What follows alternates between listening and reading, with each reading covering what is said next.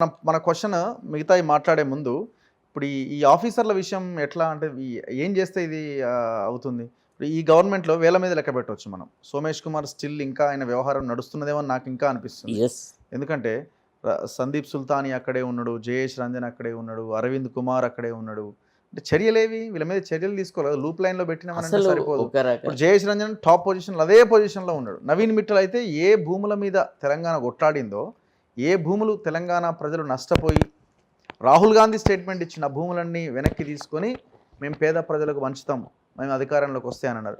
నవీన్ మిట్టల్ ఉండంగా నవీన్ మిట్టల్ ఒకవైపున అమీన్పూర్లో 6.5 ఎకరాల భూమి భార్య పేరు మీద ఉండి దాంట్లో విల్లాలు కడుతున్నారు డెవలపర్కి ఇచ్చి. ఇప్పుడు ఎట్లుందంటే ఒక ఎకరా అది 7 నుంచి 8 కోట్ల రూపాయలు ఎక్కడి నుంచి వచ్చిన ఈ అధికారికి? ఒక కరప్టెడ్ అన్నట్టే కదా. ఒక ప్రావర్బియల్ స్టేట్మెంట్ ఉంది ఏంటంటే, మా కోడి పిల్లలకు గద్దను కాపలా పెట్టినట్టు అన్నారా లేదా? అట్లా నవీన్ మిత్తల్ లాంటి వాళ్ళు అన్నారు. అసలు అవినీతి పట్ల ఈ ప్రభుత్వానికి జీరో టాలరెన్స్ ఉంది అనే విషయం మీరు ఎక్కడన్నా గ్రహించరా? ఇప్పుడు ఈ దుర్మార్గులందరినీ యాజ్ ఇట్ ఈస్గా ఇంకా వాళ్ళు ఓపెన్గా ఏం చెప్తారు సార్, యాపరా నీ అమ్మ మాకున్న ఇన్ఫ్లుయెన్స్ నీకేడిది అంటున్నారు. అర్థమైందా లేదా? ఒక్క ఆఫీసర్ని కూడా కదిలించిన సందర్భం లేదు. ఇక వీళ్ళు లేకుంటే పరిపాలన లేదు అనేది కూడా మీరు నమ్ముతారో నమ్మరో. అసలు యాక్చువల్లీ ఐఏఎస్ ఆఫీసర్స్లో ఎంత అసంతృప్తి ఉంది తెలుసా? చిన్న చిన్న పోరగాళ్లను ఎక్కడెక్కడో ఏమీ లేని వాళ్ళు హైదరాబాద్ కలెక్టర్గా పోరని పెట్టిండండి. నాకు అర్థం కాదు. ఈ అమ్మ సీనియర్ మోస్ట్ ఐఏఎస్ ఆఫీసర్లు అందరూ. I have seen the days when top ranking bright officers were given important positions under the Congress chief ministers. First time అంత ప్లయబుల్ విన్నారా సైదం ముద్ద లాంటి ఆఫీసర్లను తీసుకొచ్చి పెడుతున్నారు.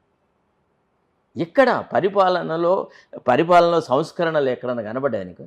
ఏదన్నా ఒక్క సంస్కరణ జరిగిందా? ఇప్పుడు ధరణి గురించి అంత అల్లరి జరిగింది. ట్రాన్స్ఫర్స్ లో కూడా పెద్ద ఎత్తున దందా నడుస్తున్నది. పూర్తిగా పోలీస్ ట్రాన్స్ఫర్స్ విషయంలో కూడా చాలా రభస జరుగుతుంది సార్. చాలా మంది ఆఫీసర్లు అంటే I was also into government. ఇప్పుడు ఒక విషయం అండి, నేను ఎప్పుడు ప్రజల తరఫున మాట్లాడాలని అనుకుంటా. నేను మాట్లాడితే ఎవరికి సంతృప్తి ఉంటుంది, ఎవరికి ఉపయోగపడుతుంది, ఎవరికి లాభం జరుగుతుంది నాకు అనవసరం. అర్థమైందా లేదా? నా ఆలోచన సరళ ఏంటంటే ఏది ప్రజలకు ఉపయోగపడుతుందో దాని గురించి మాట్లాడాలి. ఇవాళ ఆ అడ్మినిస్ట్రేషన్ చూసినాం.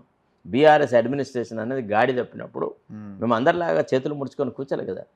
రాజీనామా తీసి మూతి మీద విసిరి బయటకు వచ్చేసేసి ఆ ప్రభుత్వానికి వ్యతిరేకంగా కొట్లాడినాం. సేమ్ పని ఇవాళ కూడా చేయాలని ఎక్స్పెక్ట్ చేశారు కదా. ఇప్పుడు కూడా నీకు ప్లమ్ పోస్ట్ అన్నీ కొంతమంది దుర్మార్గుల చేతులలోనే ఉంటుంటే ఎట్లా?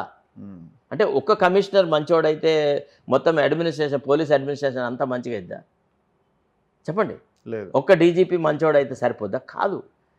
ది ఇన్పుట్స్ ఎవరైతే లోయర్ క్యాడర్లో ఉంటారో వాళ్ళలో ఉండాలి. నిన్న ఆఫ్టర్ ఆల్ ఒక ఇంజనీర్ని పట్టుకుంటే గంత అవినీత. అసలు ఏసీబీ ఎంత యాక్టివ్గా ఉండాలా? ఒక ఇంజనీరే ఒక బంగారం దుకాణం పెట్టేటప్పుడు 15 కోట్లు. ఇంకా ల్యాండ్స్ వ్యవహారం ఇంకా చాలా పెద్దగా ఉన్నది. అవి ఈజీగా నాకు తెలిసి 50-100 కోట్ల దాకా పోతట్టుంది కదా. ఇప్పుడు అదాని విషయంలో రాహుల్ గాంధీ గారు ఏం మాట్లాడుతున్నారు, మన దగ్గర ఏం జరుగుతుంది చెప్పండి. నేను అనేది ఏంటంటే ఏదైతే సోషల్ జస్టిస్ గురించి పార్టీ హైకమాండ్లో ఏ రకమైనటువంటి భావన ఉందో, ఓకే, సోషల్ జస్టిస్ విషయంలో రాహుల్ గాంధీ గారు ఎంతైతే ఆవేదన భరితంగా ఉన్నారో, ఎంతైతే బాధపడుతూ అయ్యో 70% మంది బలహీన వర్గాల వాళ్ళకి, షెడ్యూల్డ్ కులాల వాళ్ళకి, షెడ్యూల్డ్ తరగతుల వాళ్ళకి, మైనారిటీలకు ఇంజస్టిస్ జరుగుతుంది, ఇది కేవలము రాముడు అని చెప్పేసి ప్రజాపాలనంతా ఒక మతతత్వ శక్తుల చేతిలో ఉన్నది, దీనివల్ల అన్యాయం జరుగుతుంది ఎంతైతే ఆవేదన చేస్తున్నాడో ఆ ఆవేదన కిందికి పర్కలేట్ అవ్వట్లేదు. దీనివల్ల ఏమవుతుందంటే బీజేపీకి ప్లస్ అవుతుందని నా బాధ.